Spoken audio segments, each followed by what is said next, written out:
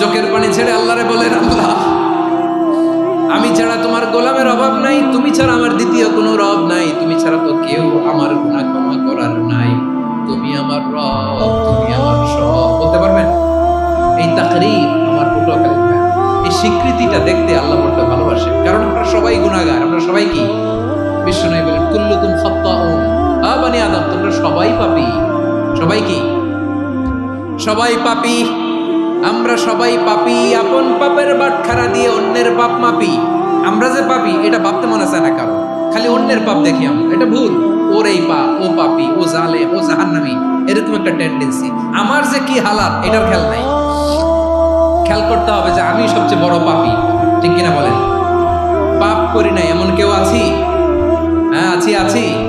কেউ না জানলেও জানে কি আমার পাপের ঘটনা?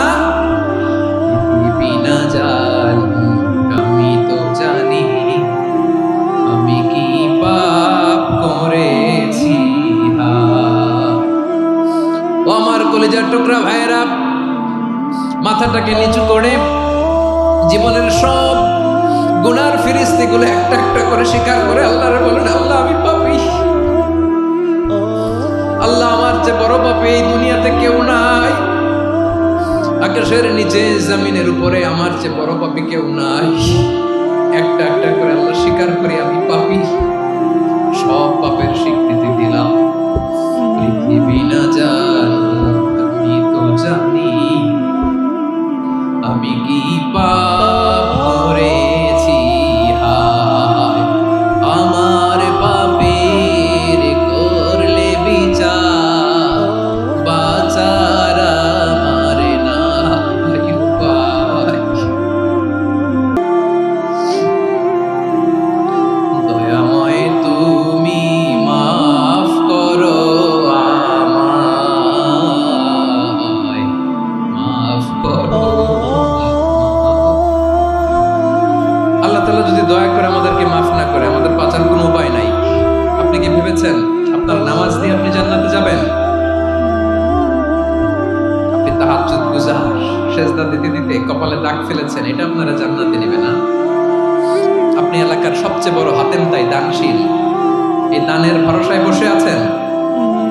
কুশ্চিত কালো আমাদের নামাজ, আমাদের রোজা, আমাদের ইবাদত, এগুলোকে মিজানের পাল্লায় উঠালে কোনো ওজনই হবে না। তবে আমাদের একটা কৌশল জানা আছে, আমরা আল্লাহর রহমতের ভিখারি। আমরা সেদিন আগেই গুনার স্বীকৃতি দিয়ে দেব। আমরা বলবো, আল্লাহ তুমি প্রশ্ন করার আগে তোমার একটা কথা বলি, আমারে কিছু জিজ্ঞেস করো না, আমি সব করেছি। এমন কোন পাপ নাই যে পাপ আমারে দিয়ে হয় নাই। তোমার রহমত দিয়ে তুমি জান্নাতে পাঠাবা, তোমার দয়ায় জান্নাতে যেতে চাই, আমল দিয়ে না। পারবেন বলতে? কিয়ামতের দিন আমরা বলবো, আল্লাহ আমার আমল দিয়ে জান্নাত চাই না, আমি তোমার দয়া দিয়ে জান্নাত চাই। তোমার দয়া ছাড়া আমার কোনো উপায় নাই।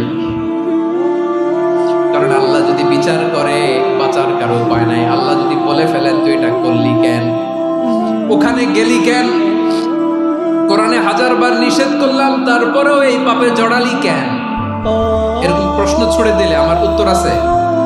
বাঁচার কোনো উপায় আছে?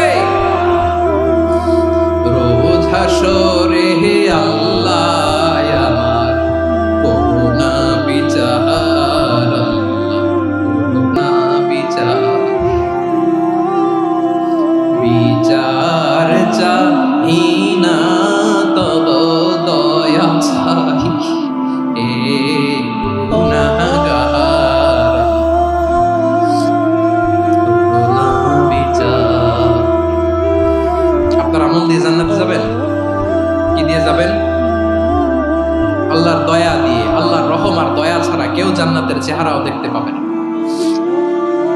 চাইবো একজন সত্তার কাছে, আওয়াজ করে বলুন তিনি কে? একজন সত্তার কাছে চাইবো। বিশ্বনবী ওনার চাচাতো ভাই আব্দুল্লাহ ইবনে আব্বাস রাদিয়াল্লাহু তাআলা আনহুকে বললেন, ইয়া আব্দুল্লাহ ইবনে আব্বাস, হে আব্দুল্লাহ ইবনে আব্বাস, ইদা সাআলতা ফাসআলিল্লাহ, যখন চাইবে আল্লাহর কাছে চাও। ও আব্দুল্লাহ, যখন চাইবা আল্লাহর কাছে চাও। ওয়া ইদা ইসতাআনতা ফাসতাইন বিল্লাহ, যখন সাহায্য চাইবা আল্লাহর কাছে ফরিয়াদ করো। জেনে রেখো আব্দুল্লাহ,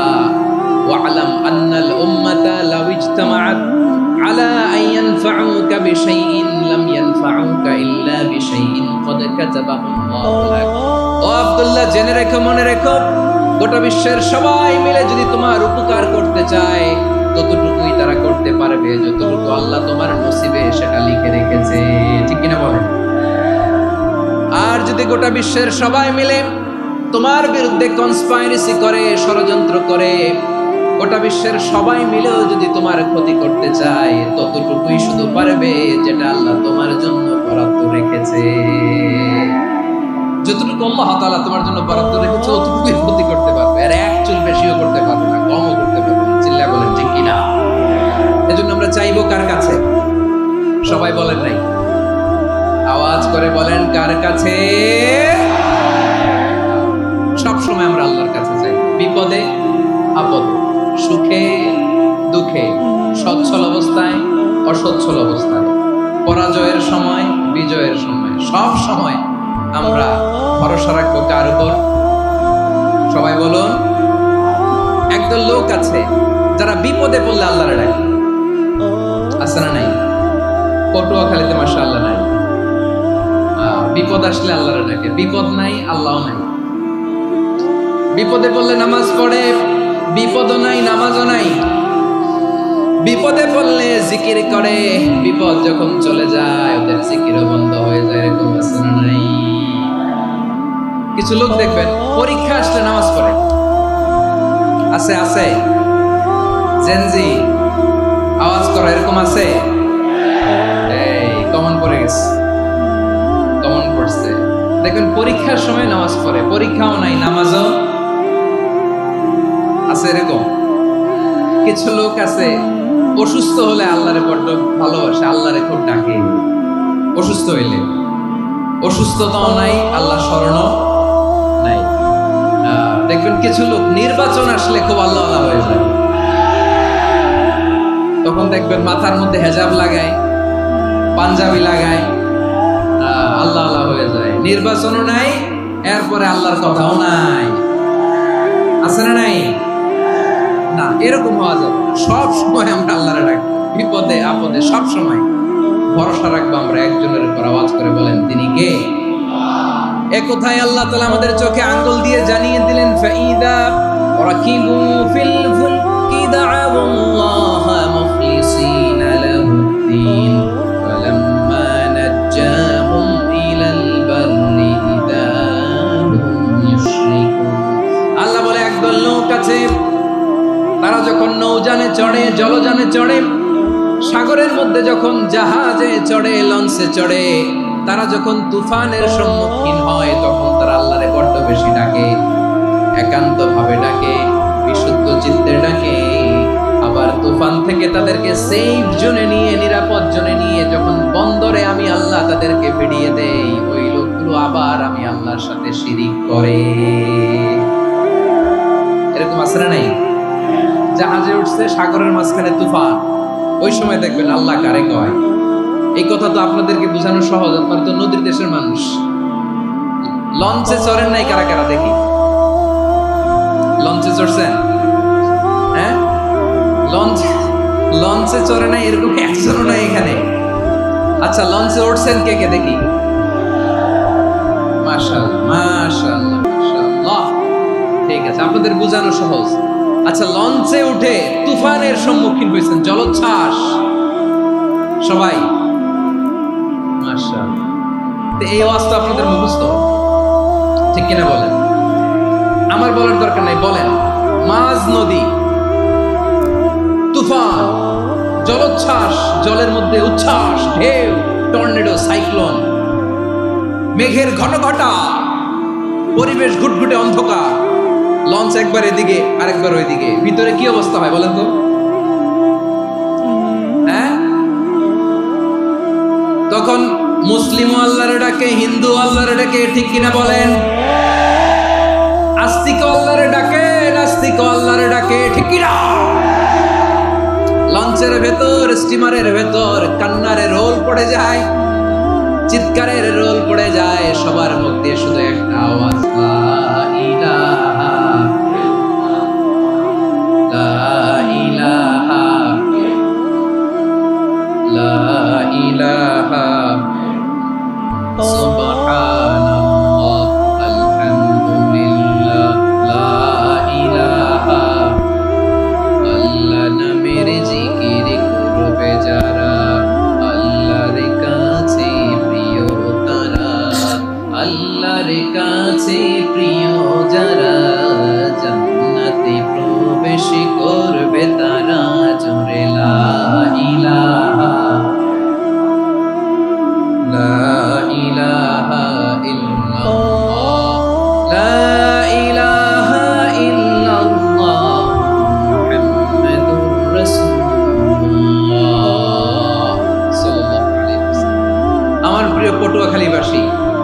লঞ্চের ভেতরে যখন আমরা তুফানের মধ্যে পড়ি, তখন সবাই মিলে আমরা একটা নামের জিকির করি। নামটা কার? মুসলমানেরাও ডাকে, হিন্দুরাও ডাকে, আস্তিকও ডাকে, নাস্তিকও ডাকে, সবাই ডাকে একজনকে। তিনি কে?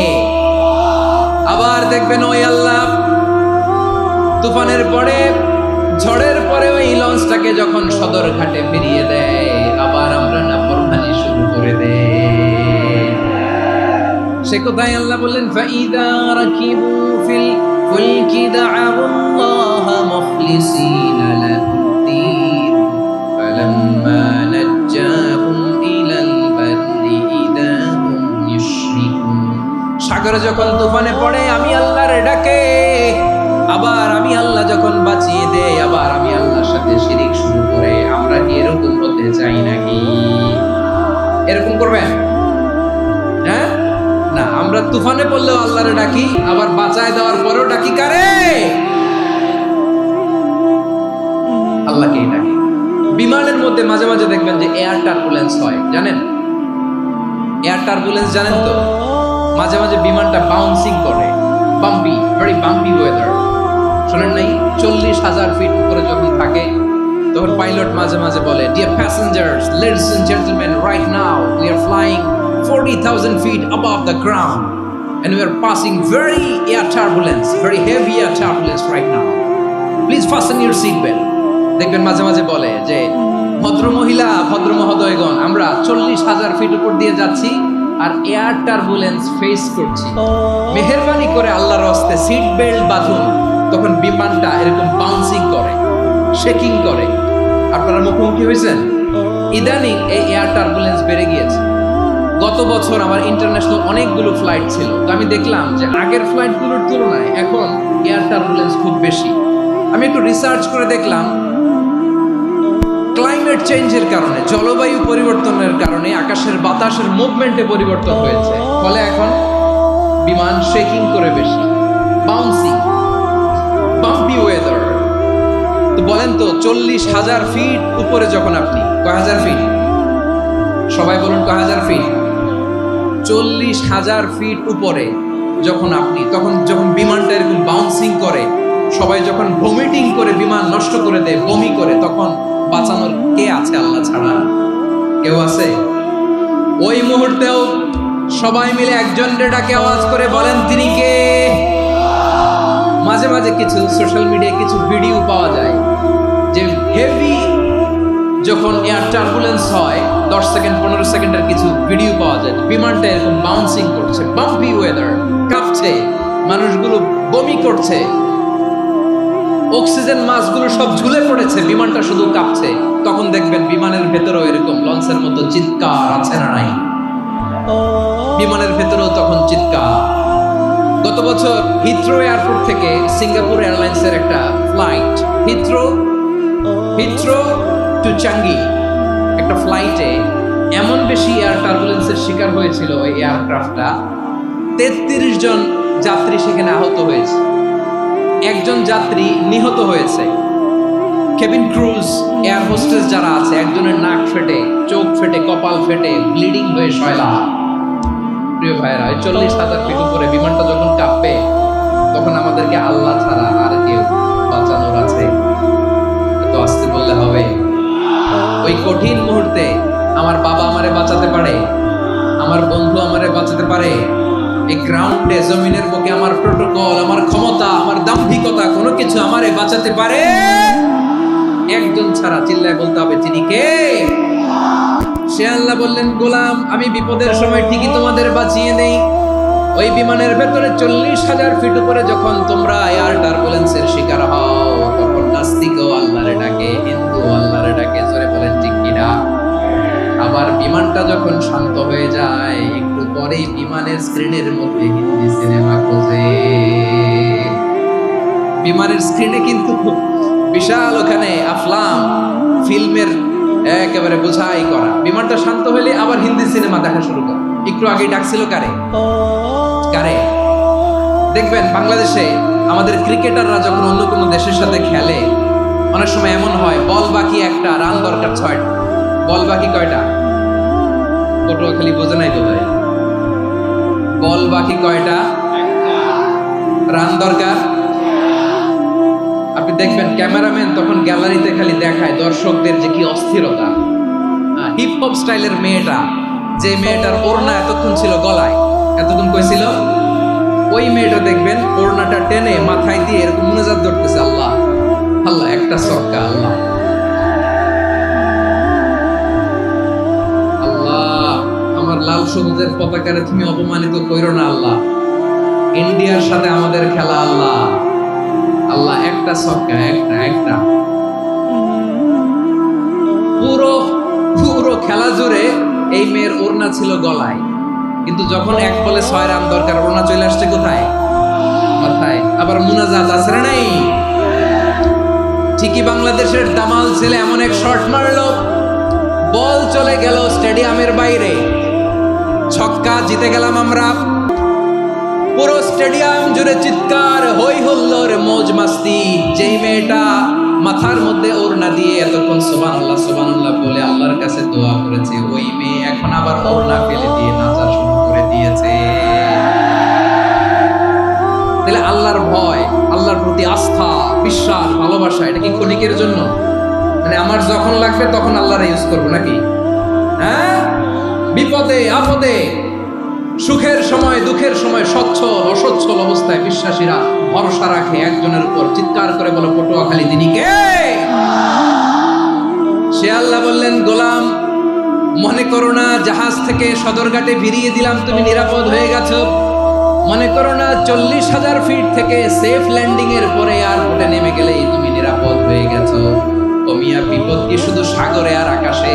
ঘরের বিপদও, ঘরের ভেতরও বিপদ আসতে পারে কি পারে না? এজন্য সূরা মুলক আল্লাহ বললেন, আমিনতুম মান ফিস সামাই আন ইয়াখসিফা বিকুমুল আরদা ফাইদা হিয়া তামুর। তোমরা কি ভাবছো তোমরা নিরাপদ? সাগরের মধ্যে তুফান, আল্লাহ আল্লাহ ডাকলাম, সদরঘাটে যেয়ে পড়ছি, বেঁচে গেছেন তো আপনি। আর পাবে আপনারে আল্লাহ? আল্লাহরে তো সাগরের মাঝখানে তো আল্লাহ আপনারা পাইছিল, আর তো পাবে না। আর পাবে আপনারে? আর আল্লাহ ধরতে পারবে আপনারে?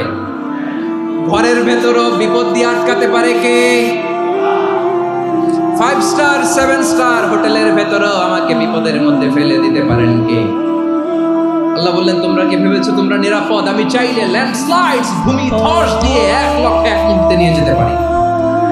এক সুনামি দিয়ে থাপ্পড় মেরে 3 লক্ষ সাগরের ভেতরে ঢুকায় দিতে পারি, 1 সেকেন্ডও লাগে না। আম আমিনতুম মান ফিস সামাই আন ইউরসিলা আলাইকুম হাসিবা ফাসাতা'লামুনা কাইফা নাযীর। আল্লাহ চাইলে আকাশ থেকে পাথর বৃষ্টি নাজিল করতে পারেন কি পারেন না? এই মুহূর্তে এখানে ভূমিকম্প দিতে পারেন কি পারেন না? আচ্ছা, ভূমিকম্প যখন হয় আমাদের কারো হুঁশ থাকে? আপনি মনে করছেন আমরা সাধারণ মানুষ, আমরা দৌড় দেই, আর প্রেসিডেন্ট প্রধানমন্ত্রী ওনারা বুঝি খাটো শুয়ে থাকে? কথা বোঝে নাই বোধহয়। ভূমিকম্প, আর্থকোয়েক যদি হয়, বাঁচার জন্য আমরা কি করি? হয় খাটের তলায়, ডাইনিং টেবিলের নিচে, উপরে শক্ত কিছু আছে এটার নিচে, অথবা ঘর ধুইয়া দেও, দৌড়। তো প্রধানমন্ত্রী উনি কি করে? প্রেসিডেন্ট উনি কি করে? হ্যাঁ, উনি খাটের মধ্যে যে শুয়ে থাকে নাকি?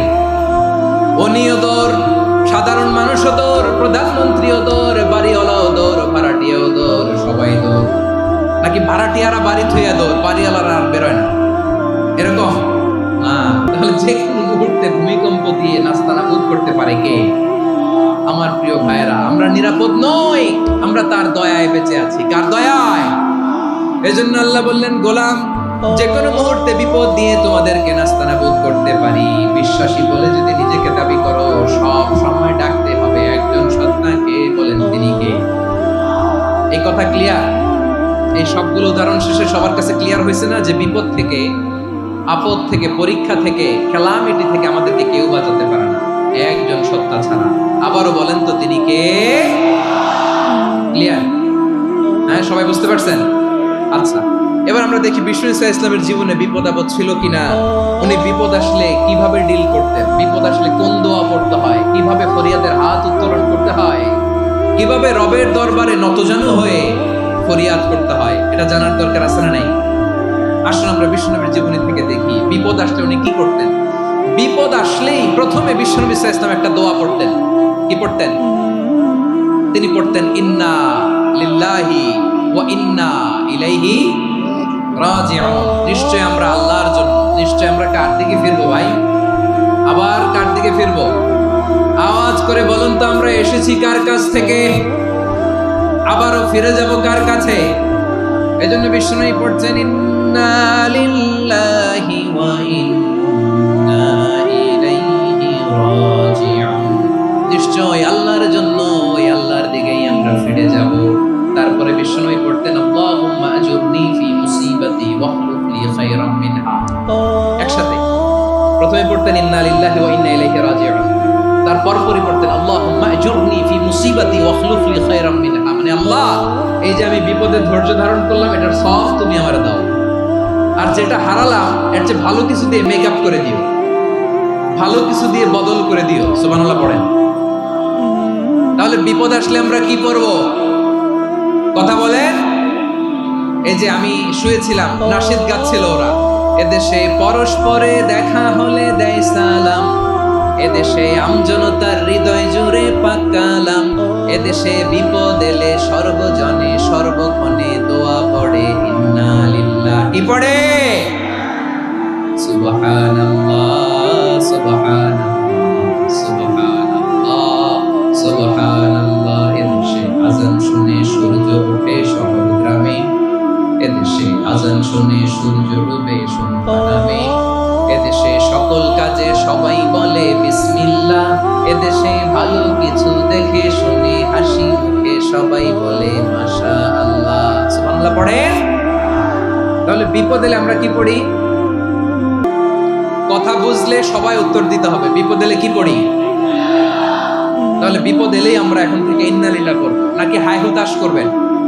একদল আছে হাই হুতাশ করে, হায় আল্লাহ রে মোর কি হইল রে, মই কি হরমু রে, মই কমবে যামু রে, আছে না নাই?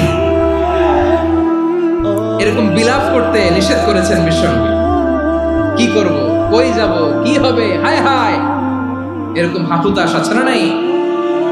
বিশ্বাসীরা হাহুতাশ করে না, তারা ইন্না লিল্লাহ পড়ে। কি পড়ে মনে থাকবে? আমরা পড়বো ইন্না লিল্লাহি ওয়া ইন্না ইলাইহি রাজিউন। নিশ্চয়ই আমরা আল্লাহর জন্য, আমরা আল্লাহর দিকেই ফিরে যাব। এরপর পড়বো আল্লাহুম্মা আজুরনি ফি মুসিবাতি ওয়াখলুফ লি খায়রাম মিনহা।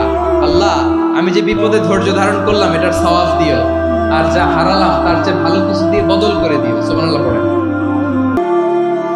বিশ্বনবীর হাদিস শুনলেন উম্মে সালামা রাদিয়াল্লাহু তাআলা আনহা। ওনার স্বামী হলো আবু সালামা। মজার ঘটনা খেয়াল করে শুনেন আমার প্রিয় কলিজার টুকরা ভাইয়েরা। কানগুলো খরগোশের কানের মতো খাড়া করে মার দিকে তাকান। সাইয়্যিদাতুনা উম্মে সালামা রাদিয়াল্লাহু তাআলা আনহা, ওনার স্বামীর নাম আবু সালামা। শ্রেষ্ঠ দম্পতি, শ্রেষ্ঠ ফ্যামিলি। প্রথমে হিজরত করেছিলেন হাবাসায়, পরে হিজরত করেছেন মদিনায়। উহুদ যুদ্ধের পরে ওনার স্বামী আবু সালামা ইন্তেকাল করলো, শহীদ হলো। সুবহানাল্লাহ পড়েন। যখন আবু সালামা ইন্তেকাল করলো, উম্মে সালামা রাদিয়াল্লাহু তাআলা আনহা কেঁদে কেঁদে হয়রান। আর নবীর শিখানো বাণী অনুযায়ী তিনি বারবার পড়ছিলেন ইন্না লিল্লাহি। কি পড়ছিলেন? মুই কই যামু, কি হরমু, এগুলো বলে নাই। কি বলছে? ইন্না লিল্লাহ। যেহেতু বিশ্বনবী বলেছেন কেউ যদি বিপদের প্রথম ধাক্কায় পড়ে ইন্না লিল্লাহি ওয়া ইন্না ইলাইহি রাজিউন, আল্লাহুম্মা আজুরনি ফি মুসিবাতি ওয়াখলুফ লি খায়রাম মিনহা, তাহলে এই বিপদে যে সে যা হারালো তার চেয়ে শ্রেষ্ঠ কিছু দিয়ে আল্লাহ তার বদল দিয়ে দিবে। এই হাদিস শুনে উম্মে সালামা রাদিয়াল্লাহু তাআলা আনহা ওনার প্রাণ প্রিয় স্বামী আবু সালামার ইন্তেকালের পরে চোখের পানি ছাড়ে আর পড়ে ইন্না লিল্লাহি ওয়া ইন্না ইলাইহি রাজিউন, আল্লাহুম্মা আজুরনি ফি মুসিবাতি ওয়াখলুফ লি খায়রাম মিনহা। বারবার এই দোয়া পড়ে চোখের পানি ছাড়ে, এই দোয়া পড়ে চোখের পানি ছাড়ে, আর মনে মনে বলে আবু সালামার মতো ভালো মানুষ মদিনাতে নাই, আবু সালামার চেয়েও ভালো মানুষ মদিনাতে নাই, তার চেয়ে ভালো মানুষ কি করে আল্লাহ তাআলা আমারে দিবে, তার চেয়ে ভালো মানুষ তো আমি মদিনাতে দেখি না। চোখের পানি দিয়ে বুক ভাসায় আর নবীর হাদিসের উপর আমল করে পড়ে ইন্না লিল্লাহি ওয়া ইন্না ইলাইহি রাজিউন, ইন্না লিল্লাহি ওয়া ইন্না ইলাইহি রাজিউন। পড়তে পড়তে চোখের পানি ছাড়ে আর চিন্তা করে বিশ্বনবী বললেন এই দোয়া পড়লে যেটা হারালাম তার চেয়ে ভালো কিছু দিয়ে আল্লাহ পুরস্কার দেয়। আবু সালামার চেয়ে ভালো মানুষ মদিনার মধ্যে আর কে হতে পারে? কি আজীব তামাশা, কি অবাক করা ঘটনা। কিছুদিন পরে দেখা গেল সাইয়্যিদুল মুরসালিন রাহমাতাল লিল আলামিন স্বয়ং বিশ্ব নবী উম্মে সালামাকে বিয়ের প্রস্তাব পাঠিয়েছে। স্বয়ং বিশ্ব নবী উম্মে সালামা রাদিয়াল্লাহু তাআলা থেকে বিয়ের প্রস্তাব পাঠিয়েছেন। উনি রাজি হয়ে গেলেন, বিয়ে হয়ে গেল, উনি হয়ে গেলেন উম্মুল মুমিনিন, আমাদের মা, পুরো মুসলিম উম্মার মা। চিৎকার করে বলেন আল্লাহু আকবার। তাহলে আমার প্রাণপ্রিয় ভাইরা, বিপদে পড়লে আমরা পড়বো ইন্না লিল্লাহি ওয়া ইন্না ইলাইহি রাজিউন, আল্লাহুম্মা আজুরনি ফি মুসিবাতি ওয়া আখলিফনি খায়রাম মিনহা। করবেন? করবেন না? যারা যারা বিপদ আসলে এই দোয়াটা পড়বেন এখন থেকে আওয়াজ করে ইনশাআল্লাহ বলেন। যা হারাইছেন তার চেয়ে শ্রেষ্ঠ জিনিস দিয়ে বদলা দিবে কে? বিশ্বাস হয়? একটু সন্দেহ লাগে মনে হয়, একটু সন্দেহ আছে? যাদের বিশ্বাস হবে তাদেরকে আল্লাহ উত্তম বদলা দেবে, ঠিক কিনা বলেন? তাহলে বিপদে পড়লেই প্রথমে আমরা এটা পড়ব। দোয়াগুলো যদি এখন মুখস্থ না হয়, এই যে রেকর্ডিং হচ্ছে, পেয়ে যাবেন, কালকেই পেয়ে যাবেন। শুনে শুনে মুখস্থ করবেন। আমার মায়েরা, আমার বোনেরা, আপনাদের জন্য 3টি মাঠের অ্যারেঞ্জমেন্ট করা হয়েছে, আমি জানি। আপনারাও এই দোয়াগুলো পড়বেন, আপনার স্বামীকে শেখাবেন, সন্তানকে শেখাবেন, আপনার পুরো পরিবারটাকে জান্নাতের টুকরো বানিয়ে দিবে কে? তাহলে বিপদ আসলে প্রথমে কি পড়তে হবে এটা জেনে গেলাম। এরপরে বিপদ আসলে নিজেকে কি করে আল্লাহর কাছে সঁপে দিতে হয় এটাও জানার দরকার আছে না নাই? বিপদে প্রথমে ইন্না লিল্লাহ পড়লাম, ধৈর্য ধারণ করলাম, বিপদ থেকে উদ্ধারের সর্বোচ্চ চেষ্টা করলাম। আমার কাজ যখন শেষ, তখন আমি আমার এই বিষয়টা আল্লাহর কাছে সঁপে দিব। কার কাছে সুপর্দ করব? কার কাছে? বিপদে বললে কেমন করে নিজেকে আল্লাহর কাছে সঁপে দিতে হয়, আসুন সাইয়েদনা ইব্রাহিম আলাইহিস সালামের জীবনী থেকে জানি। আল্লাহর খলিল ইব্রাহিম আলাইহিস সালাম আমাদের মতো সমাজ ব্যবস্থা পায় নাই। আমরা জন্মের পরে আমাদের কানের ভেতরে আযান দিয়েছে কে? একামত দিয়েছে কে? আমাদের বাপ দাদারা আমাদের কানে আযান দিয়েছে কি? দেয় নাই। আমাদের জন্মের পরেই তো আযান, একামত, বাড়ির পাশে মসজিদ, প্রতিদিন আযান, জুমার খুতবা, প্রতি মাসে মাসে তাফসীরুল কোরআন মাহফিল, মসজিদ, মিনারা, অভাব নাই, ঠিক কিনা বলেন? আপনি যেই সুন্দর ইসলামিক এনভায়রনমেন্ট পেয়েছেন, আমাদের ইব্রাহিম খলিল উনিও কি এরকম পেয়েছিলেন? হ্যাঁ, উনি জন্মের পর পরে ওনার কানে আযান দিয়েছে কেউ? আমার প্রিয় ভাইরা, আগা গোড়া একটা শিরকি পরিবেশ উনি জন্মগ্রহণ করেছেন। উনি ছাড়া ওই তল্লাটে একজনও আল্লাহর উপর বিশ্বাসী নাই। কল্পনা করতে পারেন? গোটা তল্লাটে, গোটা দেশে বিশ্বাসী মুমিন, আল্লাহর উপর বিশ্বাস স্থাপনকারী কয়জন? সবাই বলেন কয়জন? বাকি সব মুশরিক। বাকি সব মুশরিক নিজের সাথে নিজে শক্ত বোঝাপড়া করে, অ্যানালজি করে, সেলফ কনভারসেশন করে উনি মহা সত্যের সন্ধান পেয়েছে। উনি আকাশের তারা দেখে ভাবে মনে হয় এটাই আমার খোদা, পরে দেখে তারা নাই, মনে মনে বলে না তাইলে এটা না। আবার চাঁদ দেখে বলে চাঁদটা বড় মায়া লাগে, মনে হয় এটাই আমার রব, পরে দেখে চাঁদও নাই, কয় না এটা না।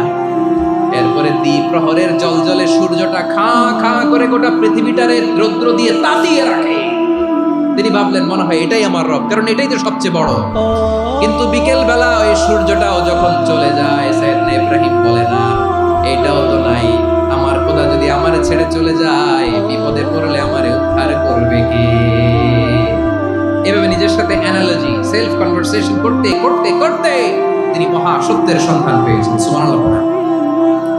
সব শেষে তিনি ডিসিশন নিয়ে ঘোষণা দিলেন, ইন্নী ওয়াজ্জাহতু ওয়াজহিয়া লিল্লাযী ফাতারাস সামাওয়াতি ওয়াল আরদা হানিফান ওয়া মা আনা মিনাল মুশরিকিন।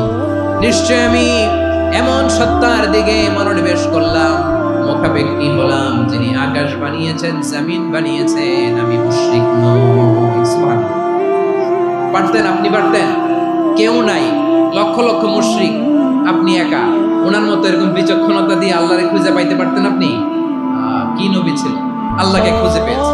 যখন আল্লাহর ইবাদত শুরু করলো, এই কথা ছড়ায় পড়লো চারদিকে। নমরুদ সাইয়েদনা ইব্রাহিমকে ডেকে পাঠালেন। নমরুদ বলে, ইব্রাহিম তুমি নাকি মূর্তির পূজা না করে কোন নতুন রবের ইবাদত করো, কে তোমার রব? সাইয়েদনা ইব্রাহিম বললেন, রব্বি আল্লাযী ইউহয়ী ওয়া ইউমীত, আমি এমন রবের ইবাদত করি যিনি জীবন দেন, যিনি মৃত্যু দেন। বলে তাই নাকি? তোমার রব জীবন দেয় মৃত্যু দেয়, আর এটা তো আমি দেই, আমিও তো জীবন দেই, আমিও তো মৃত্যু দেই। সাইয়েদনা ইব্রাহিম বললেন, কেমন করে তুমি জীবন দাও মৃত্যু দাও একটু দেখাও তো। নমরুদ জেলখানা থেকে দুজন কয়েদিকে ডেকে আনলো, কয়েদি এনে অর্ডার করলো, একটাকে এখনই শিরোচ্ছেদ, হেড অফ, ডেথ পেনাল্টি, মৃত্যুদণ্ড দেয়া হলো, ফিনকি দিয়ে রক্ত বের হলো। নমরুদ বলে, দেখো দুজনকে ধরে আনলাম, একজন কয়েদিকে দিলাম ডেথ পেনাল্টি, মৃত্যুদণ্ড, ওরে মৃত্যু দিলাম, আরেকজন যে দাঁড়িয়ে আছে চাইলে ওরেও আমি মৃত্যুদণ্ড দিতে পারি, কিন্তু না, ওরে আমি দিব না, ওরে আমি বাঁচাইয়া দিলাম, ছেড়ে দিলাম, মানে জীবন দিলাম। দেখো ইব্রাহিম, তোমার চোখের সামনে একজনরে মৃত্যু দিলাম, আরেকজনরে জীবন দিলাম। আপাত দৃষ্টিতে তাই তো, একজনরে তো জীবন দিল, আরেকজনরে মৃত্যু দিল। সাইয়েদনা ইব্রাহিম এবার বিপাকে পড়ে গেলেন, কিন্তু এক একজন নবীকে আল্লাহ এমন উইজডম বিচক্ষণতা দিয়ে এই জমিনে পাঠিয়েছেন, মুহূর্তের মধ্যে আল্লাহর খলিল ইব্রাহিম বললেন, ফাইন্নাল্লাহা ইয়াতি বিশ-শামসি মিনাল মাশরিকি ফাতি বিহা মিনাল মাগরিব ফাবুহিতাল্লাযী কাফার। আল্লাহর খলিল ইব্রাহিম বললেন, নমরুদ বুঝলাম তুমি জীবন দাও মৃত্যু দাও দেখলাম, কিন্তু আমার রব আমার আল্লাহ প্রতিদিন সকালবেলা উষা লগ্নে ওই পূর্ব দিগন্ত থেকে সূর্যটাকে উদিত করেন, সাঁঝের বেলা, বিকেল বেলা, গধূলি লগ্নে, সন্ধ্যা বেলা ওই দ্বিপ্রহরের জল জলে সূর্যটাকে পশ্চিম দিগন্তে ডুবিয়ে দেন। মানে সকালবেলা পূর্ব দিক থেকে উদিত করা সূর্যটাকে পশ্চিম দিকে বিকেলে তিনি ডুবিয়ে দেন। তুমি যদি পারো ওই সূর্যটাকে পশ্চিম দিক থেকে উদিত করে পূর্ব দিকে ডুবিয়ে দাও। সুবহানাল্লাহ পড়বেন না? দেখেন, ইনস্ট্যান্ট ইন্টেলেক্ট, মুহূর্তে বিচক্ষণতা, উইজডম কাকে বলে? নমরুদ পারবে? নমরুদের বাপ পারবে? ওর দাদা, ওর 14 গোষ্ঠী, গোটা বিশ্বের সব ক্ষমতাধর রাষ্ট্রনায়করা একসাথে হলে পারবে? ফাবুহিতাল্লাযী কাফার পারে নাই, ব্যর্থ হয়েছে। এবার তেলে বেগুনে জ্বলে উঠেছে, রেগে মেগে আগুন বলে, ফালকুহু ফিল জাহিম। ওর সাথে তর্ক নাই, না পেরে এবার এটারে আগুনে ফেলা। বিশাল বিশাল গাছ কেটে লাকড়ি এনে আগুনের কুণ্ডলি বানানো হলো, দাও দাও দাও দাও করে আগুন জ্বলে। আল্লাহর খলিল ইব্রাহিমকে আগুনে নিক্ষেপ করা হবে। আল্লাহর খলিল সাইয়েদনা ইব্রাহিমের হাতের মধ্যে রশি দিয়ে টাইট করে বাঁধা হলো, পায়ের মধ্যেও টাইট করে রশি দিয়ে বাঁধা হলো। আল্লাহর খলিল ইব্রাহিমকে আগুনের কুণ্ডলির মধ্যে ফেলা হবে। ওমিয়া, আপনি যে বিপদের কারণে ভয় পান, হতাশ হন, এটা কোনো বিপদ ওনার বিপদের সামনে? পটুয়াখালী আওয়াজ করে বলুন, সাইয়েদনা খলিল ইব্রাহিমের বিপদের সামনে আমাদের বিপদগুলো কোনো বিপদ? কোনো বিপদই না, এটা কোনো বিপদই না। হাত পা বেঁধে টাইট করে নিক্ষেপ করা হবে, সিম্পলি ফেলা যাবে না, কারণ দাও দাও করে দ্য ব্লেজিং ফায়ার, এমন আগুনের কুণ্ডলি কাছে যাওয়া যায় না, আগুনের উত্তাপে নিক্ষেপ করা হবে। হাতের রশি বেঁধে, পায়ের রশি বেঁধে আল্লাহর খলিল ইব্রাহিম আলাইহিস সালামকে আগুনের মধ্যে নিক্ষেপ করা হবে। এটার বলে অগ্নি পরীক্ষা। উনি অগ্নি পরীক্ষার সম্মুখীন হয়েছে, এজন্য কঠিন পরীক্ষাকে আমরা অগ্নি পরীক্ষার সাথে তুলনা করি, ঠিক কিনা? সাইয়েদনা জিবরাইল এসে বললেন, ও আল্লাহর খলিল, ওরা তো আপনার হাতও বেঁধে ফেললো, পাও বেঁধে ফেললো, নড়াচড়ার সুযোগ নাই, বলেন আমি জিবরিল ফেরেশতা আপনার জন্য কি করতে পারি? আল্লাহর খলিল ইব্রাহিম বলেন, ও জিবরাইল, তোমার কাছে আমার কোনো চাওয়া পাওয়া নাই। সুবহানাল্লাহ বলেন, তোমার কাছে বলার কিছু নাই, তোমার সাহায্যের আমার দরকার নাই। সাইয়েদনা ইব্রাহিম আলাইহিস সালামকে হাতে পায়ে রশি বেঁধে, হাত পা বাঁধা অবস্থায় জ্বলন্ত অগ্নিকুণ্ডে যখন নমরুদের দলবল নিক্ষেপ করবে, আল্লাহর খলিল কিভাবে নিজেকে আল্লাহর কাছে সঁপে দিয়েছেন, পটুয়াখালীর ভাইরা খেয়াল করে শুনুন। হাত পা বেঁধে আল্লাহর খলিলকে যখন নিক্ষেপ করা হবে, তিনি মুখ ফুটে বলে ফেলতেন, হাসবুনাল্লাহু ওয়া নি'মাল ওয়াকিল। হাসবুনাল্লাহু ওয়া নি'মাল ওয়াকিল, আমার জন্য আল্লাহই যথেষ্ট, আমার জন্য আল্লাহই যথেষ্ট, তিনি আমার সবচেয়ে বড় গার্ডিয়ান, তিনি আমার সবচেয়ে বড় অভিভাবক। জিবরাইলের সাহায্যে অফারকে ফিরিয়ে দিলেন, দুনিয়ার বুকে কারো কাছে কিছু বলেন নাই, মুখ ফুটে বলেছেন হাসবুনাল্লাহ। ও আমার পটুয়াখালীর প্রাণের ভাইয়েরা, খেয়াল রাখবেন, কোন বান্দা তার হাতে থাকা সব চেষ্টাটুকুন করার পরে মুখ ফসকে মুখ দিয়ে যখন বলে ফেলে হাসবুনাল্লাহ, বান্দা যখন হাসবুনাল্লাহ বলে ফেলে, ওই ব্যাপারটা ডিল করার দায়িত্ব স্বয়ং আল্লাহ আরশের উপর থেকে নিয়ে নেয়। আপনি যখন বলে ফেলবেন হাসবুনাল্লাহ, এটা ডিলিং করবে কে তখন? চিল্লায় বলেন না, তিনি কে? বান্দা তার সাধ্যের সবটুকু চেষ্টার পরে নতজানু হয়ে যখন বলবে হাসবুনাল্লাহ, আল্লাহ তুমি আমার জন্য যথেষ্ট, নি'মাল ওয়াকিল, তুমি আমার শ্রেষ্ঠ অভিভাবক, তখন তার কি দরকার না দরকার এটা ডিল করে স্বয়ং আল্লাহ। নিক্ষেপ করা হলো সাইয়েদনা ইব্রাহিমকে অগ্নিকুণ্ডলিতে। হাজার হাজার মানুষের দৃশ্য দেখার জন্য জড়ো হয়েছে এরকম বিশাল ময়দানে। কিন্তু কি অবাক করা ঘটনা, সবাই ভয় পাচ্ছিল, না জানে কি হয়ে যায়। আল্লাহর খালিলকে যখন আগুনের কুণ্ডলিতে নিক্ষেপ করা হয়, আল্লাহর খালিল ইব্রাহিম আগুনের কুণ্ডলের মধ্যে বসে বসে মানুষগুলোর দিকে তাকিয়ে হাসতে শুরু করে দেয়। কারণ আকাশ থেকে রব্বুল আলামিন স্পেশাল ভার্ডিক্ট নাজিল করেছেন, স্পেশাল হুকুম জারি করেছেন, কুলনা ইয়া নারু কুনি বারদান ওয়া সালামান আলা ইব্রাহিম। ও আগুন, খবরদার, সৃষ্টি শুরু থেকে তোকে একটা ধর্ম আমি বাতলে দিয়েছিলাম। তোর ধর্ম, আগুনের ধর্ম হলো যা পাবে জ্বালিয়ে সারখার করবে।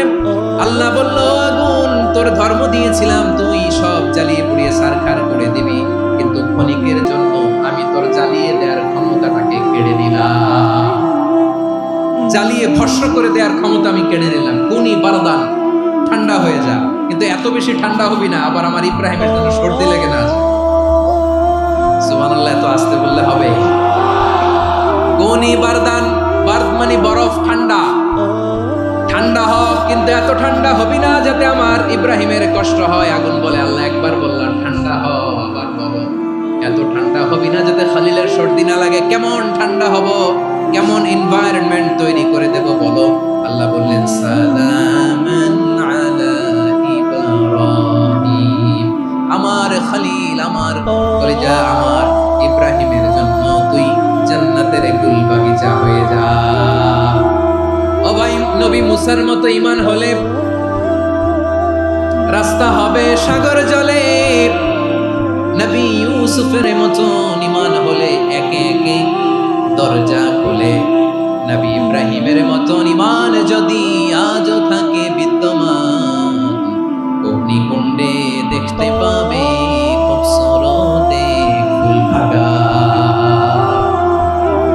কুলনা ইয়া নারু কুনি বারদান ওয়া সালামান আলা ইব্রাহিম। বান্দা যখন মুখ দিয়ে বলে হাসবুনাল্লাহ, আমার আল্লাহ আমার জন্য যথেষ্ট, এই বলে যখন নিজেকে সঁপে দেয়, তার কি লাগবে ওই দায়িত্ব স্বয়ং নিয়ে নেয় কে? সবাই বলেন, স্বয়ং নিয়ে নেয় কে? তাহলে আমার প্রিয় ভাইরা, বিপদের শুরুতেই আমরা বলবো ইন্না লিল্লাহ। শুরুতে কি বলবো? এরপরে যেই বাক্যটা পড়ে নিজের পরিস্থিতিকে আল্লাহর দরবারে সঁপে দিব, সেটা হচ্ছে হাসবুনাল্লাহ। সেটা কি? বিষ্ণু বলেন, লা ইয়াজালু লিসানুকা রাতাবান মিন যিকরিল্লাহ, সব সময় আল্লাহর স্মরণ দিয়ে, জিকির দিয়ে জিহ্বাটারে সিক্ত রাখো। আর শয়তানু জাসিমুন আলা কলবি ইবনে আদম, শয়তান বনি আদমের কলবে খামচি মেরে বসে থাকে। ফাইদা যাকারাল্লাহ খালাসা, মানুষ যখন আল্লাহর স্মরণ করে, জিকির করে, শয়তান দৌড়ে পালায়। ওয়াইদা গাফালা ওয়াসওয়াসা, যখনই বনি আদম গাফেল হয়, তখনই শয়তান তার হৃদয়ে ওয়াসওয়াসা দেয়। এজন্য বিপদে পড়লে ইন্না লিল্লাহ, নিজের সবটুকুন করার পরে, নিজের রোল প্লে করার পরে নিজেকে আমরা কি বলে সঁপে দিব? সবাই বলেন, সবাই বলতে হবে, আর জোরে বলে, মনে থাকবে? বিপদে পড়লে প্রথমে ইন্না লিল্লাহ, এরপরে নিজেকে যখন সঁপে দিব তখন হাসবুনাল্লাহ। এরপরে কঠিন বিপদে যখন বিশ্বনবী পড়তেন তখন কি করতেন? এমন বিপদ মাঝে মাঝে হয় না, দেয়ালে পিঠ থেকে যায়, চোখে মুখে অন্ধকার, কি করব দিশা খুঁজে পাই না, এরকম হয় কখনো? হ্যাঁ, আপনাদের হয়? হয় না? তো জান্নাতে আছেন আপনারা। হয় হয়, এরকম হয়েছে না যে দেয়ালে পিঠ থেকে গেছে, চোখে মুখে অন্ধকার, ওই যাব কি করব, বাঁচানোর কেউ না, এরকম হয়েছে কখনো আপনাদের? যদি হয় তাইলে এটার সলিউশন বলবো, না হইলে তো এগুলো বলে লাভ নেই। হয় হয় হয় বিশ্বনবী এরকম কঠিন বিপদে পড়েছেন জীবনের কিছু কিছু মুহূর্তে। ওই মুহূর্তে বিশ্বনবী স্পেশাল 2টা দোয়া পড়তেন। এই দোয়াগুলো আপনাদেরকে জানিয়ে দেয়। বিশ্বনবী বলেন, কঠিনতম বিপদে যখন পড়বা, দেয়ালে পিঠ থেকে যায়, চোখে মুখে অন্ধকার, বাঁচার কোনো উপায় নাই, তখন পড়বা লা ইলাহা ইল্লা আনতা সুবহানাকা ইন্নী কুনতু মিনাজ জালিমিন। আল্লাহ, তুমি ছাড়া কোনো ইলাহ নাই, তুমি পবিত্র, নিশ্চয় আমি জালিমদের অন্তর্ভুক্ত। সুবহানাল্লাহ বলেন। এই দোয়া সাইয়েদনা ইউনূস আলাইহিস সালাম পড়েছিলেন যখন মাছের পেটে ছিলেন। কিসের পেটে? এবং অনেক মুফাসসিরিন একরাম বলেছেন, অনেক আহলুল ইলমরা বলেছেন, এটা হচ্ছে ইসমে আজম। ইসমে আজম এমন দোয়া যেটা দিয়ে দোয়া করলে আল্লাহ দোয়া কবুল করে, কিন্তু এটা কোনটা, এটা নিয়ে ইখতিলাফ আছে। কোন কোন আহলুল ইলম বলেন লা ইলাহা ইল্লা আনতা সুবহানাকা ইন্নী কুনতু মিনাজ জালিমিন, এটা হচ্ছে ইসমে আজম। সাইয়েদনা ইউনূস আলাইহিস সালাম পড়েছেন। আপনারা পড়েননি? তুফান হইলে পড়েন না? আমাদের এলাকায় তো এটা খুব, এটার উপর ব্যাপক আমল আছে। পটুয়াখালীতে কি অবস্থা বলেন?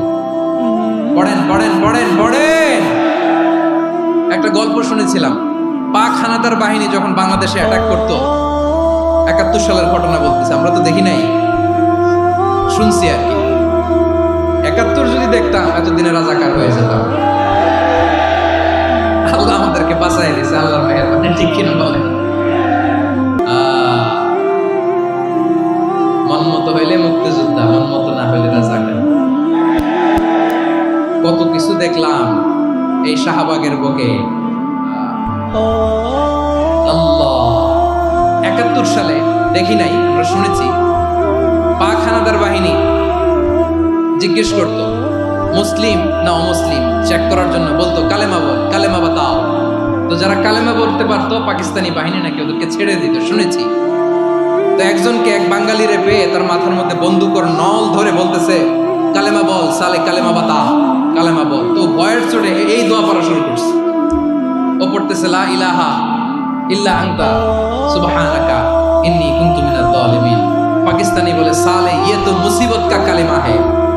বাঙালি কয় হাম তো ভি মুসিবত মে হ্যায়। পাকিস্তানি বলে বেটা কোন দোয়া বললি, এটা তো মুসিবতের কালেমা। কয় আমিও তো মুসিবতে আছি, আমার মাথার মধ্যে বন্দুক ধরে তুমি আমারে কালেমা জিজ্ঞেস করো, এখন কোনটা কালিমা কোনটা কি দোয়া, আমার হুঁশ আছে নাকি? প্রিয় ভাইরা, আসলে এটা দুআউল মুসিবা, বিপদে পড়লে এই দোয়া পড়তে হয়। লা ইলাহা ইল্লা আনতা সুবহানাকা ইন্নী কুনতু মিনাজ জালিমিন। এটা পড়বেন আপনারা। এই দোয়া পড়ে সাইয়েদনা ইউনূস আলাইহিস সালাম মাছের পেট থেকে রক্ষা পেয়েছিলেন। রক্ষা করেছিল কে? তুমি ইউনূস নবীরে যখন খাইলো মাছেতে গিলিয়া, ফেরেশতা পাঠাইয়া দিলে ইসমে আজম দিয়া। প্রাণে ছিল যাহার ভয় সেথা পাইল আশ্রয়, প্রাণে ছিল যাহার ভয় সেথা পাইল আশ্রয়। মাছের পেট হতে সে যে পেল পরিত্রাণ। আল্লাহু আল্লাহু তুমি জাল্লে জালালুহু, শেষ করা তো যায় না গে তোমার গুণগান। আল্লাহু আল্লাহু সুবহানাল্লাহ পড়ে। লা ইলাহা ইল্লা আনতা সুবহানাকা ইন্নী কুনতু মিনাজ জালিমিন। বিশ্বনবী বললেন, দেয়ালে পিঠ থেকে গেলে, চোখে মুখে অন্ধকার, বাঁচার কোনো উপায় নাই, তখন এই দোয়াটা পড়তে হবে। এই দোয়া পড়ে আল্লাহর কাছে ফরিয়াদ করলে বিপদ মুক্ত করবেন কে? কেন এই দোয়াটা আল্লাহর কাছে বড্ড প্রিয় জানেন ভাইরা? কারণ এই দোয়ার মধ্যে 3টা জিনিস আছে। আমি যেরকম আঙ্গুল উঁচু করেছি এরকম করেন তো। 3টা। কয়টা? 3টা। 1 নম্বরে হচ্ছে তাওহীদ, 2 নম্বরে তাসবিহ, 3 নম্বরে তাকরীর। আই রিপিট, আবারও বলছি, 1 নম্বরে তাওহীদ, 2 নম্বরে তাসবিহ, 3 নম্বরে তাকরীর। এই দোয়াটা আল্লাহর কাছে এত পছন্দনীয় কারণ এই দোয়ার প্রথম অংশে আছে তাওহীদ, আল্লাহর একত্ববাদের ঘোষণা। লা ইলাহা ইল্লা আনতা, ও আল্লাহ আপনি ছাড়া কোনো ইলাহ নাই, উপাস্য নাই। এই কথা বললে আল্লাহ বড় খুশি হয়ে যায়। সুবহানাল্লাহ পড়েন। এই দোয়ার দ্বিতীয় অংশে আছে তাসবিহ, মানে আল্লাহর প্রশংসা, প্রশংসা সূচক বাণী। সুবহানাক সুবহানাক সুবহানাক, ও আল্লাহ আমি আপনার পবিত্রতা ঘোষণা করছি, সুবহানাক। এই কথা শুনলে আল্লাহ খুশি হয়ে যায়। সুবহানাল্লাহ পড়েন। এই দোয়ার তৃতীয় অংশে আছে তাকরীর। তাকরীর মানে পাপের স্বীকৃতি। তাকরীর মানে কি? তাকরীর মানে পাপের স্বীকৃতি। এই দোয়ার তৃতীয় অংশে আছে ইন্নী কুনতু মিনাল যালিমিন। ও আল্লাহ আমি জালিমদের অন্তর্ভুক্ত। আল্লাহ আল্লাহ আমি জালেম। আল্লাহ আমি ভুল করেছি, অন্যায় করেছি। আল্লাহ আমি জালেমদের অন্তর্ভুক্ত। এই পাপের স্বীকৃতি, অ্যাকনলেজমেন্ট আল্লাহ বড় পছন্দ করেন। যখন আল্লাহর কাছে আপনি ছোট হবেন, ছোট হতে হতে যত ছোট হবেন ওই দৃশ্যটা দেখতে আল্লাহ বড় পছন্দ করে। সুবহানাল্লাহ বলেন। 3 নম্বর অংশ ইন্নী কুনতু মিনাজ জালিমিন। আল্লাহ আমি জালেমদের অন্তর্ভুক্ত। সাইয়েদনা আদম আলাইহিস সালাম ভুল করে যখন নিষিদ্ধ গাছের ফুল খেয়ে ফেললেন, ফল খেয়ে ফেললেন, আল্লাহ বললেন আদম ক্ষমা পেতে চাইলে তুমি আর হাওয়া মিলে স্বীকৃতি দাও, পাপের স্বীকৃতি আর পড়ো রব্বানা যালামনা আনফুসানা ওয়া ইল্লাম তাগফির লানা ওয়া তারহামনা লানাকুনান্না মিনাল খাসিরিন। ও আল্লাহ আমি আদম আর হাওয়া যালামনা আনফুসানা, আমরা আমাদের নফসের উপর বড় জুলুম করেছি। আল্লাহ ওয়া ইল্লাম তাগফির লানা ওয়া তারহামনা, আপনি যদি ক্ষমা না করেন, আপনি যদি দয়া পরবশ না হন, আপনি যদি রহম না করেন, আমরা তো ক্ষতিগ্রস্তদের মধ্যে শামিল হয়ে যাব। এই দোয়া করার সাথে সাথে সাইয়েদনা আদম আর হাওয়া আলাইহিস সালামকে ক্ষমা করে দিলেন কে? তাহলে এই দোয়ার 3 নম্বর অংশ তাকরীর, এটা আল্লাহ বড় পছন্দ করে। আমার কলিজার টুকরা ভাইয়েরা, গুনাহ করে শিকার যেতে হবে, এটা আল্লাহ ভালোবাসেন। সাইয়েদনা আবু বকর রাদিয়াল্লাহু তাআলা বিষ্ণু ইসলামকে বললেন ইয়া রাসূলুল্লাহ আল্লিমনি দুআআন আদউ বিহি ফি সালাতি। নবী হে আপনি আমার এমন একটা স্পেশাল দোয়া শিখায়া দেন যে দোয়াটা আমি নামাজে পড়ব। নবী বললেন তাহলে তুমি পড়ো আল্লাহুম্মা ইন্নী যালামতু নাফসি যুলমান কাসীরান ওয়া লা ইয়াগফিরুয যুনুবা ইল্লা আনতা ফাগফিরলি মাগফিরাতাম মিন ইনদিকা ওয়ারহামনি ইন্নাকা আনতাল গফুরুর রহিম। সুবহানাল্লাহ। সালাম ফেরানোর আগে পড়েন, কথা কয় না, পড়েন পড়েন। ও আবু বকর নামাজে যদি দোয়া করতে মনে চায় এই দোয়াটা পড়বা, আল্লাহুম্মা ইন্নী যালামতু নাফসি, আল্লাহ জুলুম করেছি আমার নফসের উপর, যুলমান কাসীরা, অনেক জুলুম, ওয়া লা ইয়াগফিরু যুনুবা ইল্লা আনতা, আপনি ছাড়া এই জুলুম, এই পাপ ক্ষমা করার দ্বিতীয় কোনো রব নাই। আছে? আল্লাহ ছাড়া আমাদের গুনাহ আর কে কে ক্ষমা করতে পারে বলেন তো? কে পারে? কে? এজন্য আল্লাহরে বলবেন আল্লাহ আমি ছাড়া তোমার গোলামের অভাব নাই। ও আমার রব, আমি ছাড়া এই জমিনের বুকে তোমার গোলামের অভাব নাই, কিন্তু তুমি ছাড়া তো আমার দ্বিতীয় কোনো রব নাই। পারবেন বলতে? পারবেন? চোখের পানি ছেড়ে আল্লাহরে বলবেন আল্লাহ তুমি আমার রব, তুমি আমার সব। কি বলবেন? আল্লাহ আমারে রব। সবাই বলুন আল্লাহ আমারে রব, দমে দমে তন মনে তারিও রব, আল্লাহ আমারে রব। আল্লাহরে বলেন আল্লাহ তুমি আমার রব, তুমি আমার সব। আল্লাহ আমি ছাড়া এই জমিনে তোমার গোলামের অভাব নাই, তুমি ছাড়া আমার দ্বিতীয় কোনো রব নাই। এ কথা বলে চোখের পানি ছেড়ে আল্লাহরে স্বীকৃতি দেন আল্লাহ আমি পাপী। আল্লাহ জামিনে আমার চেয়ে বড় পাপী আর কেউ নাই। ওযু করে সিজদায় লুটিয়ে পড়ে চোখের পানি ছেড়ে আল্লাহরে পাপের স্বীকৃতি দেন আল্লাহ এমন কোন জুলুম নাই, গুনাহ নাই আমি করি নাই, সগীরা কবিরা, জেনে না জেনে, ইচ্ছায় অনিচ্ছায়, শিরকি বেদাতি সব গুনাহ করেছি। আল্লাহ আকাশের নিচে জমিনের উপরে আমার চেয়ে বড় গুনাহগার আর কেউ নাই। চোখের পানি ছেড়ে আল্লাহরে বলেন আল্লাহ আমি ছাড়া তোমার গোলামের অভাব নাই, তুমি ছাড়া আমার দ্বিতীয় কোনো রব নাই, তুমি ছাড়া তো কেউ আমার গুনাহ ক্ষমা করার নাই, তুমি আমার রব, তুমি আমার সব। বলতে পারবেন? এই তাকরীর আমার পটুয়াখালী ভাই, এই স্বীকৃতিটা দেখতে আল্লাহ বড় ভালোবাসে। কারণ আমরা সবাই গুনাহগার, আমরা সবাই কি? বিশ্বনবী বলেন কুল্লুকুম খাত্তাউন, আ বনি আদম তোমরা সবাই পাপী। সবাই কি? সবাই পাপী। আমরা সবাই পাপী। আপন পাপের বাটখারা দিয়ে অন্যের পাপ মাপি। আমরা যে পাপী এটা ভাবতে মনে চায় না কারণ, খালি অন্যের পাপ দেখি আমরা, এটা ভুল।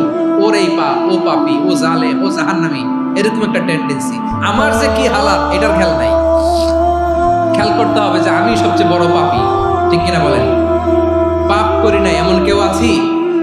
হ্যাঁ আছি। কেউ না জানলেও জানে কি আমার পাপের ঘটনা? পৃথিবী না জানুক আমি তো জানি আমি কি পাপ করেছি।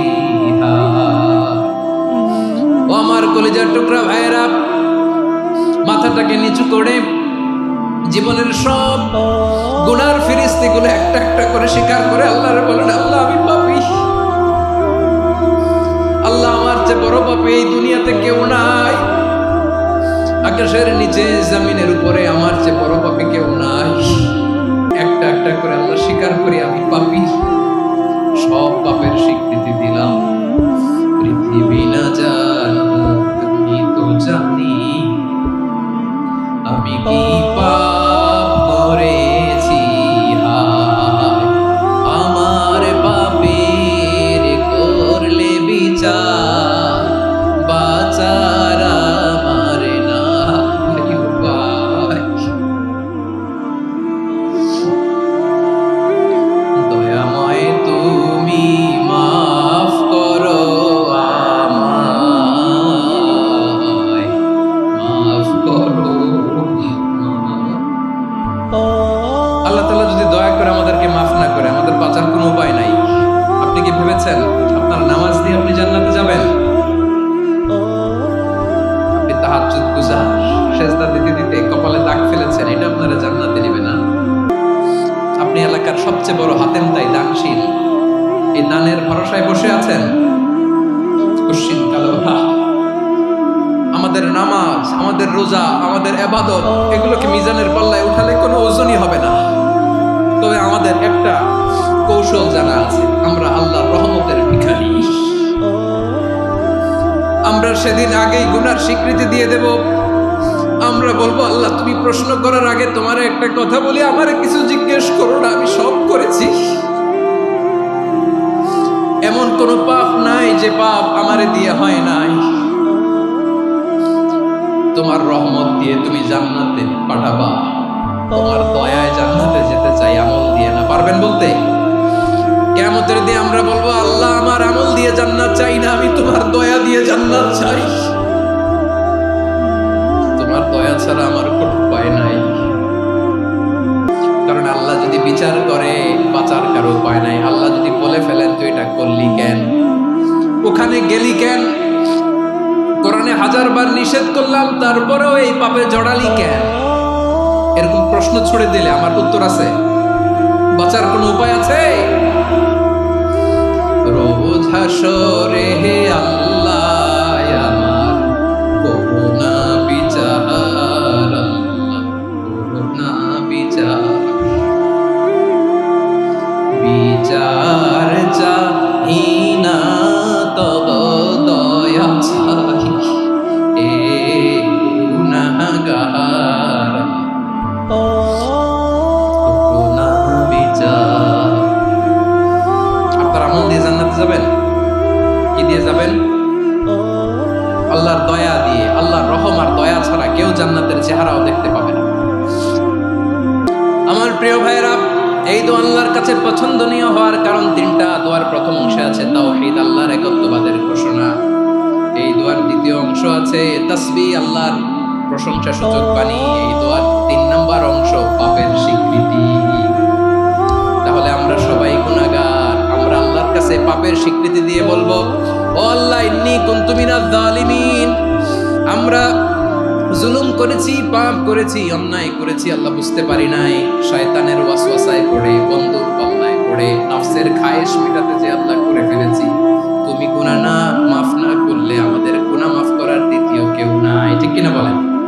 এভাবে অনুতপ্ত হয়ে যদি আল্লাহর কাছে দোয়া করেন, দেয়ালে পিঠ থেকে গেছে, কোনো রাস্তা নাই বের হওয়ার, ওই মুহূর্তেও আপনাকে বিপদ থেকে উদ্ধার করবে কে? বিশ্বনবী চরম বিপদে পড়লে 2টা দোয়া পড়তেন। প্রথম হলো এটা, লা ইলাহা ইল্লা আনতা সুবহানাকা ইন্নী কুনতু মিনাজ জালিমিন। এই দোয়াটা আমরা বেশি বেশি পড়ব। রাজি আছেন? সবাই আওয়াজ করে পড়ুন ইনশাআল্লাহ। আমার প্রিয় ভাইয়েরা, বিপদে পড়লে বিশ্বনবী আরো একটা দোয়া পড়তেন, লা ইলাহা ইল্লাল্লাহুল আযীমুল হালিম, লা ইলাহা ইল্লাল্লাহু রাব্বুল আরশিল আযীম, লা ইলাহা ইল্লাল্লাহু রাব্বুস সামাওয়াতি ওয়াল আরদি ওয়া রাব্বুল আরশিল কারীম। এই যে বললাম, রেকর্ড হয়ে গেছে, এখন তো আর ইনস্ট্যান্ট মুখস্থ না হলো, পরে মুখস্থ করে নেবেন। আল্লাহ ছাড়া কোনো উপাস্য নাই, তিনি সুমহান মহাসহিষ্ণু। আল্লাহ ছাড়া কোনো উপাস্য নাই, তিনি সুমহান আরশের অধিপতি। আল্লাহ ছাড়া কোনো উপাস্য নাই, তিনি আকাশের মালিক, জমিনের মালিক, তিনি সুবিশাল আরশের অধিপতি। সুবহানাল্লাহ পড়েন। এই দোয়াটা কেউ যদি পড়ে যদি এর ওসিলা করে দোয়া করে, তাকে বিপদ থেকে মুক্তি দেয় কে? মনে থাকবে আপনাদের? তাহলে বিপদের প্রথম ধাক্কায় কি যেন পড়তে হয়? ইন্না লিল্লাহ। তারপরে কি বলে আল্লাহর কাছে নিজেকে সঁপে দিতে হয়? দেয়ালে পিঠ থেকে গেলে লা ইলাহা ইল্লা আনতা সুবহানাকা ইন্নী কুনতু মিনাজ জালিমিন। দুই নাম্বার হচ্ছে লা ইলাহা ইল্লাল্লাহুল আযীমুল হালিম, লা ইলাহা ইল্লাল্লাহু রাব্বুল আরশিল আযীম, লা ইলাহা ইল্লাল্লাহু রাব্বুস সামাওয়াতি ওয়াল আরদি ওয়া রাব্বুল আরশিল কারীম। মনে থাকবে? ইনশাআল্লাহ বলেন সবাই, আওয়াজ করে সবাই ইনশাআল্লাহ। অনেক সময় এমন হয়, হঠাৎ বিপদের সম্মুখীন হয়ে আমরা রেডি হয়ে বের হয়েছে অফিসে, হঠাৎ অ্যাক্সিডেন্টে পড়ে যাই, হঠাৎ পেটের ব্যথায় অজ্ঞান, এরকম হয় না? আপনাদের হয় না? বিষ্ণু ইসলাম বলেন, আকস্মিক দুর্ঘটনার বিপদ থেকে যদি কেউ বাঁচতে চায়, সকাল সন্ধ্যা যেন প্রত্যেকে এই দোয়াটা পড়ে। সকালে যদি 3 বার পড়ে, সন্ধ্যা পর্যন্ত হঠাৎ বিপদ থেকে সে রক্ষা পাবে।